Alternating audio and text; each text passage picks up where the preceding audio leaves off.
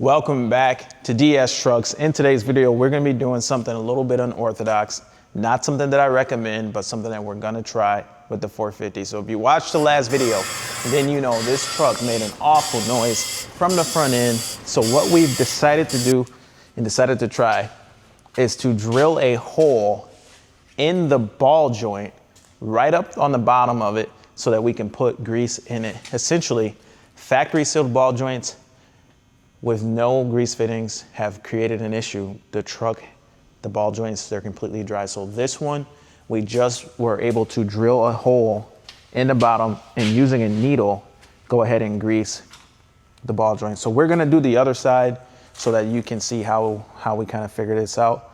And that way you can see if, now this is something that we're doing, but at the end of the day, by no means do we recommend doing this because this is certainly not something that's sanctioned by Ford or anybody else, but this is just something that can hopefully just get me through. Now I'm not saying to try this or to do this, but hopefully it can just get me through the winter. Or honestly, these joints are coming out anyway and they're getting replaced, but I just wanted to experiment with this to see what would happen. So anyway, Neil's gonna drill some holes in the next set of ball joints on the other side.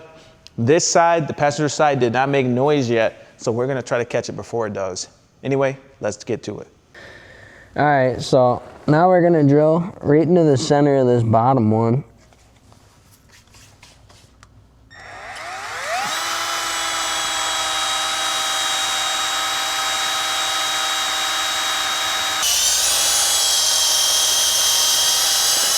All right, guys, so we got this fitting pressed in now, and we're gonna see how it acts when we try to inject grease into it. It's taking it. So the boot is torn, unfortunately. All right, so we've done everything we can do, and this is gonna be pretty much what we got. Kinda, sorta works, but I'm gonna have to say, don't recommend it. It is tricky to get through, especially on this truck being a 450. It is tricky to get through all the layers of steel or whatever on those ball joints.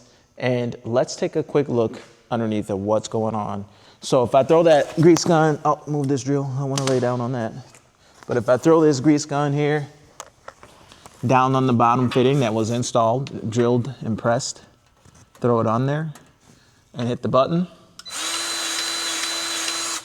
you can see that the bottom will take grease very well.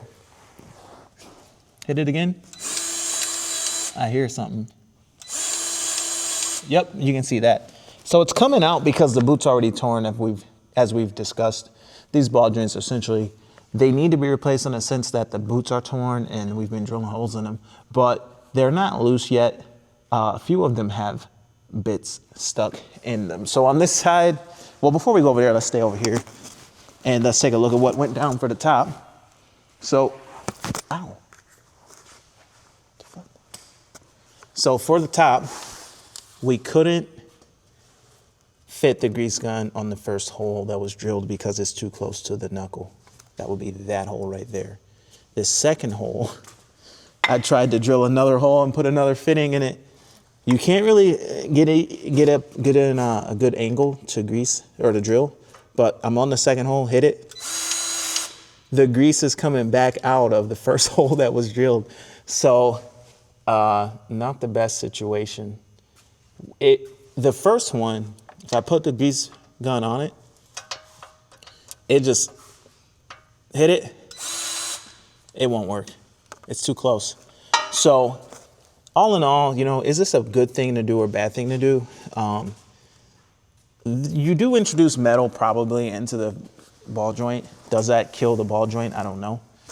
But I would think a little bit of metal shavings probably wouldn't destroy it as bad as the whole joint being as dry and noisy as it was in this particular truck. So we definitely experimented. We're gonna go ahead and order some joints for this. Comment below what type of ball joints we should get, what brand we should get.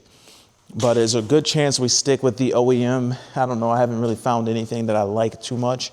As long as the OEM will allow for a grease fitting, then we'll stick with OEM. If OEM comes as a non-serviceable unit, then we won't go that route. But anyway, my name is Sean.